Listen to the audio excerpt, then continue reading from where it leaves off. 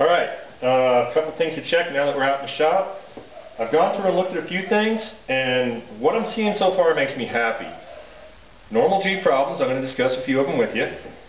But the big bonus here is that this thing still has the factory radio. There's 280,000 miles on the clock, and for this many miles, we're not looking that bad. Here, let me show you. The first thing you do whenever you buy a new Jeep, or a new used Jeep, is you pop the air cleaner. Alright, if you see a brand new air filter under here, chances are that it's a leaker. Jeep didn't use a PCV system, and you see this oil that it's depositing right here. This is standard blow-by that comes from rings that are being worn out.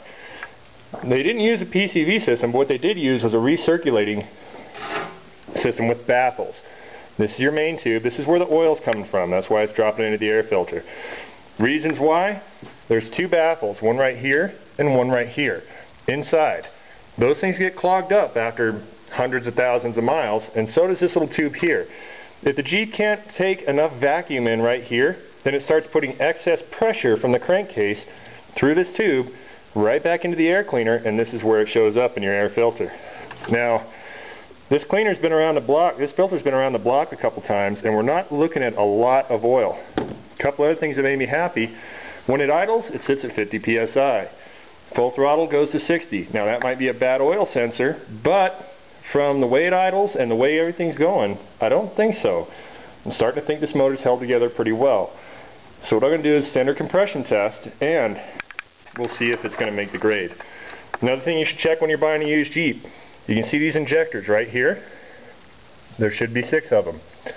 If you see any fuel at all around these injectors, or you can smell any fuel, then you're probably going to be looking at replacements real soon. You can replace just the O-rings, but they never seem to last that long.